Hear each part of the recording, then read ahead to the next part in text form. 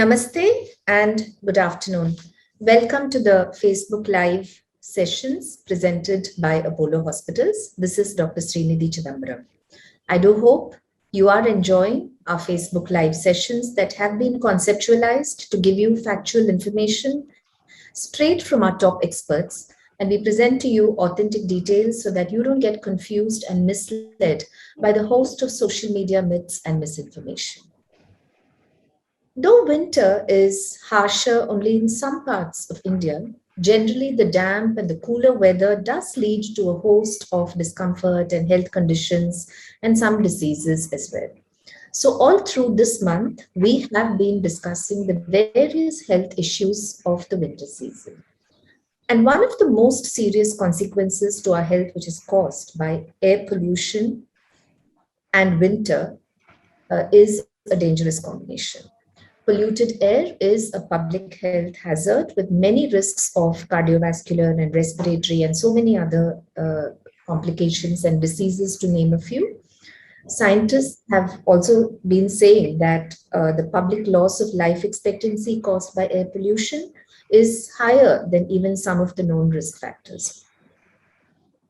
As you all know, you must have read that there are several pollutants that can give rise to health complications. They can even combine and form some kind of a toxic soup. And they may include many pollutants like sulfur dioxide or nitrogen dioxide, PM 2.5, PM10, ozone. And as you know, they're largely from vehicles or power plants or industries or garbage burning, crop burning, diesel generators, many sources. But you may be wondering, why do these pollutants, I mean, they're there all the time throughout the year. So why are they more severe, and why do they attack, or why do they cause health complications more in the winter? And this is what the doctor is going to tell us. But basically, it's also a weather phenomenon, because during summer, the lowest layer of the atmosphere is warmer and lighter as compared to winter. So the air in summer is lighter, rising upwards, taking all the pollutants with it. Whereas in winter, the air gets cooler and denser and near the atmosphere of the earth. So the warm air traps the cool air and forms some kind of an atmospheric lid. And that causes a phenomenon called inversion. So the pollutants get trapped, which is why they remain in the atmosphere for a longer time. So it's very important to know about this important environmental health hazard of air pollution and how we can ensure that we can remain safe and healthy. To give us valuable insights on this, I'm delighted to welcome Dr. Debraj Jash, who is a senior pulmonologist working at Apollo Hospitals, Kolkata, with over 11 years of experience in his field. With a qualification of MD, DNB in pulmonology, DM in pulmonology, and MRCP, SCE in respiratory medicine, European diploma in adult respiratory medicine, and also a gold medalist in the DM exam in pulmonary and critical care in India.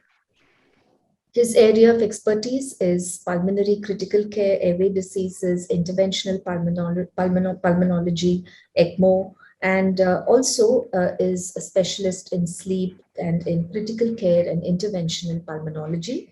He's also a highly published author with over 40 publications in indexed journals, and also a recipient of awards for 2 years continuously at the annual Congress for the ERS annual Congress in 2013 and 14. He's a member of the Indian Medical Association, Association of Physicians of India, European Society of Intensive Care Medicine, Asia Pacific Society of Respirology, and many other such organizations.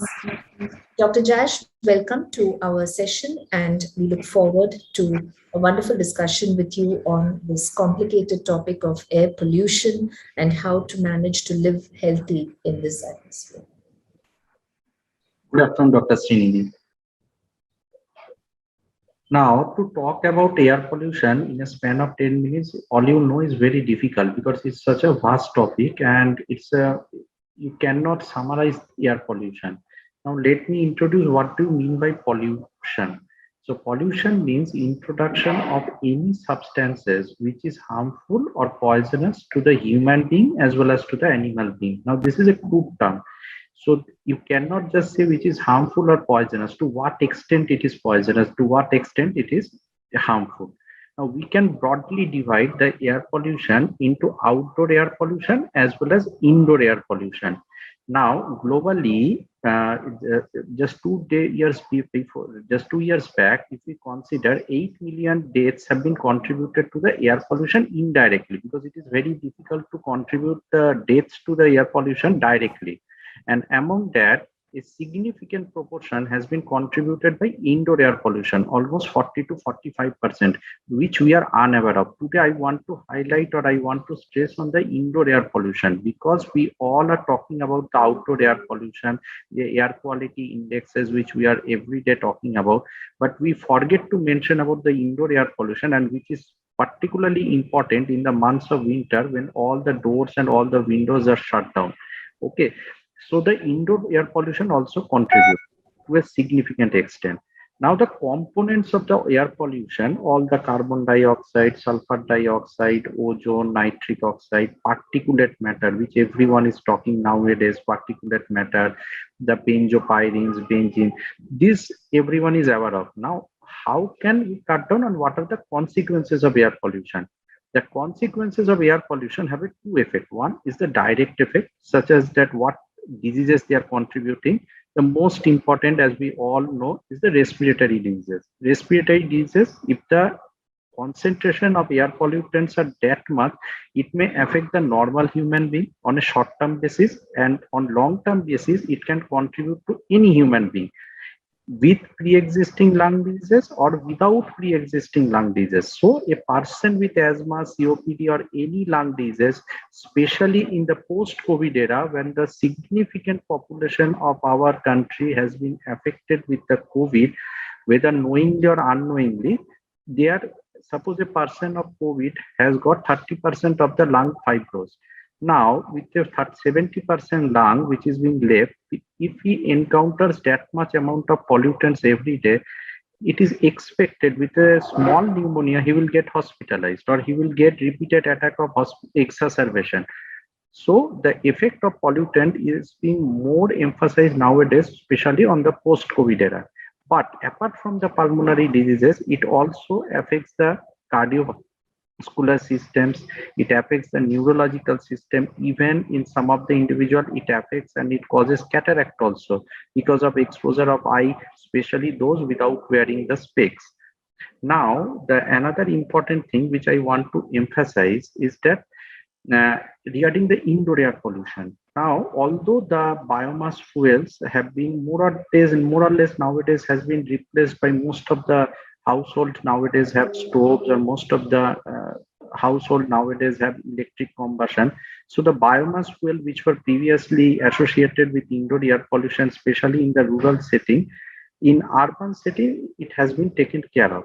But the problem is that even in indoor air pollution setting, suppose a person who works in a very polluted atmosphere, he comes back home, there is a carpet, and he just took off his cloth, and sometimes we used to just strap up the cloths, and the pollutants got accumulated in the carpet. So this is what we called as second hand air pollution, third hand air pollution.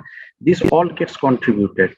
And the third most important thing which I want to emphasize is that regarding the vehicles which we use, or which the government also is trying to convert. We all know in Delhi, all have been converted into the LPG. They are trying to take out the old vehicles, but still we as a public, we need to incorporate. We just cannot give everything in the hands of the government. If we ourselves are not aware of what is happening, if we can not take care of our own health, then government alone will not be able to take care of. We should report ourselves while we are having those old vehicles, we should replace with the new vehicles. And there should be a government law regarding the, suppose if you take the name of Singapore, there is a strict law who can buy the cars. The taxation has been increased to that much extent, so that people are encouraged to use the public vehicles. So we need to cut down.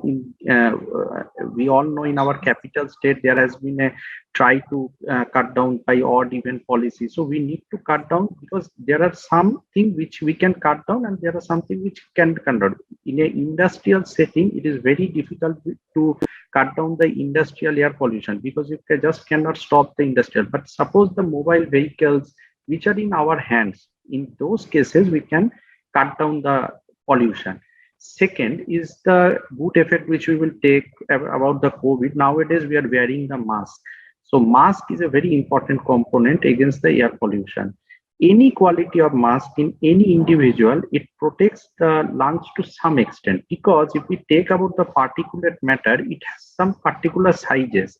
So the particulate matter which is of large size can be taken up by the mask. The small size particulate matter cannot be taken care of, but the large size particulate matter can be taken care of by the mask. So we should wear mask not only to give ourselves protection against the COVID-19, but also to give protection against the air pollution, which we previously don't. Nowadays, fortunately, because of the COVID, although we are lacking the habit of mask of late for last 2-3 months, because the number of the COVID has come down, but we should all not only use it for the COVID, but also use it for the pollution purposes. Now coming to the most important point, which nowadays everyone is talking about, is regarding the corpse residual burning, all those things, and especially in the northern part of our country. Now this has to be taken care of by the government, because yet the combustion of this food crops and residue, it gives generation to significant amount of sulfur dioxide and the nitrogen dioxide, as well as benzopyrene, these kind of things, which are not only detrimental on a short-term basis to the respiratory system or cardiovascular, these are also potentially carcinogenic. A long-term exposure to these substances, these are all group A carcinogens. We used to classify the carcinogens into 4 categories. So these are group A carcinogens, those polycyclic aromatic hydrocarbons or benzopyrenes.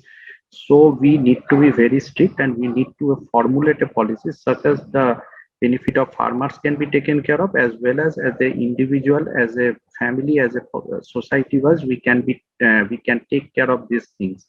So in a nutshell, air pollution can only be fought off by, and also we need to plant trees, because we all know the more there is greenery, the more there will be, the less there will be the carbon dioxide, less there will be the ozone effect everyone nowadays is talking about. So we cannot just put everything on the hand of the government. We need to be, as a society, we need to stand up, we need to discuss about air pollution. And although I will still say the encouraging things, that people are getting more aware of the things, although the air quality index are still not acceptable. 14 out of the 20 most polluted cities of the world still are within our country. So let's hope for the best. Yes, doctor. So you've given us a very broad overview about air pollution and what are the causes and how we can play a role.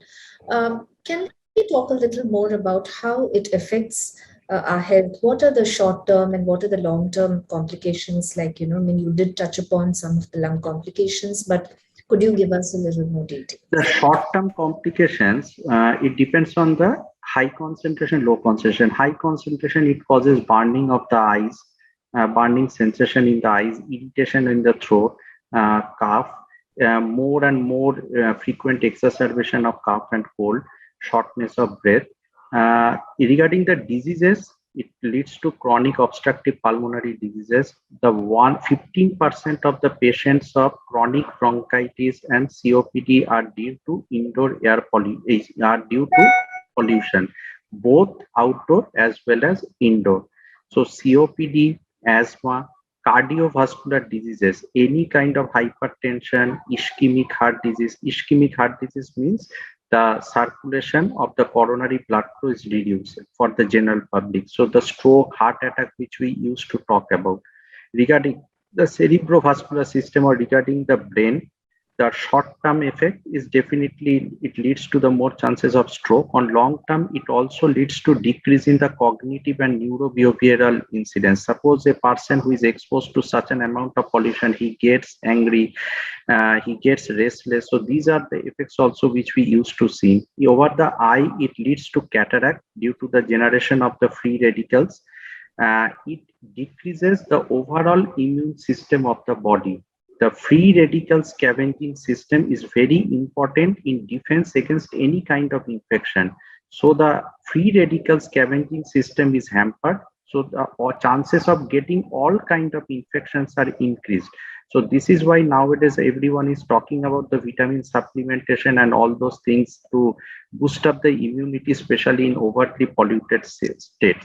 So these are the short-term and long-term effects directly attributed to the air pollution. And another thing, these are all related to mortality, but we should also consider the morbidity. Suppose a person who gets affected with the cough cold, who gets an acute attack of asthma or COPD, now he is unable to join the office. So the disease associated life year or the days which has been lost due to the diseases, we should take it into account. Almost 70,000 dailies have been lost directly or indirectly due to the air pollution. So the we are all not we should not talk only about the mortality due to the disease. We should also discuss about the morbidity due to the disease, and the dailies which have been lost. It directly affects the economics of the country as well. What about the carcinogenic potential of air pollutants? I mean, there have been some studies which have also linked certain other cancers apart from lung cancer, even the non-Hodgkin's lymphomas and breast. Cell cancer. So, what would you like to tell about that? As I already told you, the polycyclic aromatic hydrocarbon, the benzopyrines, or the organic combustion, the substances which has been generated, they all have carcinogenic effect, and they all are group A carcinogen. The most common is lung cancer, but all the cancers, starting from the laryngeal cancer, as it is directly going inside the airway, the oral cavity cancer, the nasopharyngeal carcinoma, the non-Hodgkin lymphoma, which you already told about. The CA urinary bladder is very commonly associated with the polluted states. So CA urinary bladder, the leiomyosarcoma, CA cervix, all these are associated, but most commonly the airways, the CA lung, CA larynx, CA nasopharynx, so all are associated with the air pollution directly or indirectly. What are the effects of these air pollutants on children? Because now, on one hand, we are also telling children that there is a lot of obesity, so you must go outdoors, you must play, and all that. But meanwhile, we also have this issue of air pollution. So, could you tell us a little more about how exactly it affects children and what we can do to kind of balance it? You raised a very valid point regarding the children. Especially, I will start from the pregnancy. So when the pregnancy period, we used to encourage the pregnant women to have a walk around. Now the exposure to pollutants leads to in vitro or in utero growth retardation. So there is a growth retardation, the chances of getting preterm birth, chances of getting multiple pregnancy related complications, preeclampsia, pregnancy related hypertension, these are all, the percentage are significantly much more in cases of in utero complications. Now going to the postpartum or when the child is grown up, it leads to the growth decline. It leads to growth decline as well as the intrauterine, it leads to growth retardation. It leads to cognitive dysfunction. It leads to more aggressive behavior of the child, attention seeking hyperkinetic disorders. These are the ADHD, which you used to call.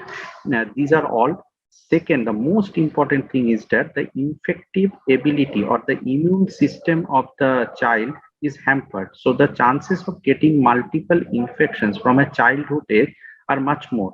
So it leads on a long-term basis to asthma.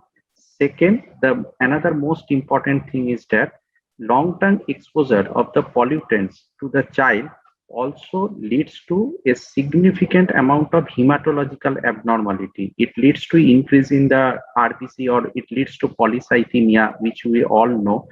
But the most important is the psychological consequences. If we cannot keep in the COVID, we are seeing that the children are almost confined to home for almost 1.5 years. So we cannot keep them at home for such a prolonged period of time. We all know they will develop multiple psychological as well as psychiatric complications.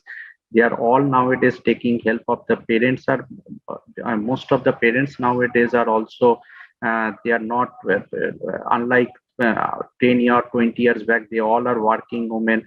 So we need to make them. So if we cannot make our environment children friendly, so the long term future, what will happen after 20 years? The situation will be more grave, no? Yes, it will. It certainly will. Um, what about older people, as in like even the elderly, the same issue, like, many of them like to, take a morning walk.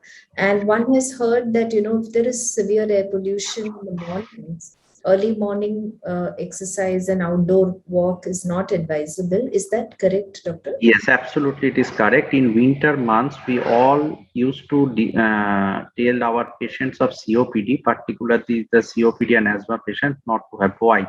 Because we have found in this all the studies that in the morning, due to the floating of the air or due to the velocity of the air, the concentration of pollutants in the ground level are much more in the early morning or late morning because of the smog effect or because of the fog effect, particularly in northern part of the country, are much more. So the chances of getting exposed to the pollutants are also much more. Second, any disease or any respiratory disease patients, they should avoid cold. So the chances of getting cold related, because cold is a common allergen, we all used to forget that. We all, although we all like winter months, but the cold is a common allergen also. The percentage of pollens or percentage of house dust mite, all those things are much more in the winter months. So chances of getting affected due to cold are also much more during, if you have a morning walk around 5 o'clock or 6 o'clock. So if they want to go outside, we all encourage to have a walk around 10 o'clock or 11 o'clock when the sun is bright and when the chances of getting affected due to the pollutants are much less. And again, regarding the evening walk, we also used to advise them to avoid the evening walk because the morning and evening, the scenario are more or less same regarding the pollutants and regarding the and you also already advised previously the effect of why that floats or why those smog and fog, these are the things. So we used to encourage them to avoid the morning as well as evening walks, especially elderly individuals. Absolutely. What about COVID-19? Like, is it that, the COVID-19 outcomes or the way it affects the lungs can be worse if there is already damage done to the lungs by air pollution? Now, COVID-19 is the most important thing because you all know that because of the severe, just because of the number in all parts of the country, because of the sheer number, I don't think any disease has that many number of patients compared to the COVID-19. Now, suppose a person is not affected with COVID-19, that I will discuss initially. And second part, a person who is affected with COVID-19. Now, a person who is not affected with COVID-19, if due to the exposure to that much amount of pollution, if his lung is already been affected to that extent, so that all the lung volumes are reduced and the infective or to fight against the infection is already compromised, or already if he is having multiple comorbidities, then we all know that effect of COVID-19 on a compromised lung or individual with multiple comorbidities is much more profound compared to those without any comorbidities. So that if a person without COVID-19 who is living in such a polluted state, the effect of the COVID-19 on that individual will be much more. We all know. And second, now if a person has been affected with COVID-19, now he recovered. We all know steroid is a very important drug against COVID-19. So the steroid decreases. It is beneficial for the COVID lung. It is beneficial for the COVID fibrosis. But at the same, we all know steroid has many side effects. It decreases the immune capacity of the body to fight with the diseases. So the chances of getting infections are much more in post-COVID patients. Second, in post-COVID, everyone used to develop in severe COVID some kind of fibrosis. He may have 50, 40, 30, 20. So a person who has got 100% lung, if he develops some kind of pneumonia of 10%, so 90% of the lung will be healthy. He will not be affected to that extent. But in a COVID patient whose lung already has been fibrosed to 30-40%, even a 10% decline in the lung function or even a 10% decline in the FEV1 or APC will lead to serious consequences. So the COVID and the air pollution are directly related. It is not indirectly related. The consequences of air pollution on COVID individuals is more directly related rather than the effect on the normal population. So we should be more conscious of the air pollution, especially when we are talking about this Omicron and all those things. We should get ourselves ready. We had a time of 1.5 years. We almost all the hospitals, ventilators, oxygen, we took care of all those things. In the second wave, we found that all in spite of all the, but at the same time, we should also shift our focus to the air pollution because now everything has been opened up. Yes, absolutely.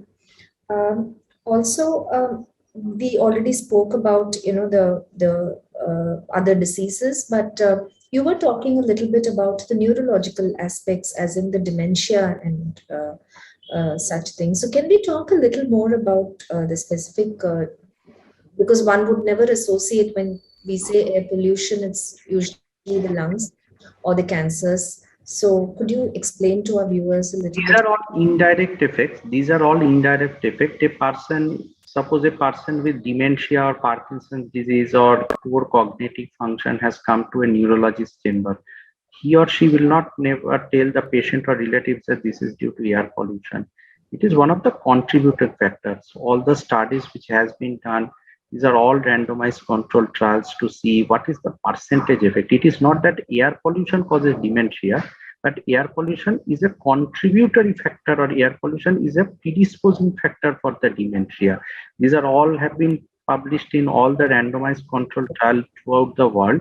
It is not directly related like the respiratory or the cardiovascular diseases, but these are all indirect, and it will have many of the individuals are also believe that it decreases the sexual function in the individual. So these are all indirect. It decreases the sperm motility. It increases the chances of infertility.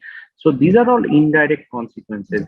The doctors will not directly tell that this is due to air pollution, but this has been found worldwide over the 30-40 years through all the trials and all those studies. Absolutely. So final words from you, Doctor, on what people, apart from, of course, we said about the masks, and we have also spoken about the trees and the public awareness. So anything else that, that people must remember, because people never think about the air pollution because we're always concerned about infections and other heart diseases and diabetes. So one doesn't really consider it. So what would be the single most important thing that you think people should remember? To me, the most important thing which is in my hand is smoking. I should encourage everyone to quit smoking because smoking is one of the important components of air pollution. We all discussed about the first hand smoking, but the second hand and the third hand smoking, the passive smoking, a person smokes, the family members who is directly or indirectly exposed. Smoking is the most important component of indoor air pollution. A person who has smoked, the second person who is in active vicinity, he gets passively smoked. The smoking particles deposited in your clothes or in your blazers or in the carpets in the home, which leads to third hand exposure smoking. So we should always focus about what is in our hand. Government will do their job. Government will focus. There will be some national as well as international formulations. So we all know about the international conferences. Everyone nowadays is talking about the environment. But we should, what in our hand we have smoking. We should all replace the vehicles with the old vehicles which we ourselves are aware of.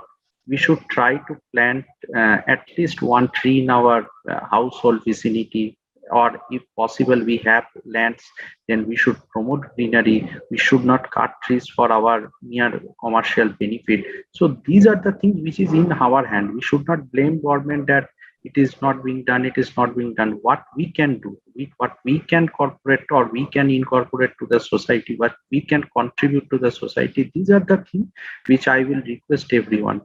Yes. Thank you so much, Doctor, for that very enlightening and very comprehensive discussion on air pollution. The session was an eye-opener not just from the health point of view, but also gave us a lot of insights on what each one of us must do to safeguard the environment and also the health of our planet and the health of ourselves and our future generations. So there is a role for every one of us to put a halt to this critical public health issue of air pollution. So start today and be part of the solution and not the pollution. Please subscribe to our YouTube channel to get information about other trending healthcare topics that we have been presenting. And you can always reach out to us on our social media channels and on our websites, and always here to help you. So do reach out to us. And till we meet again, stay safe and stay healthy. See you soon. Thank you and namaste.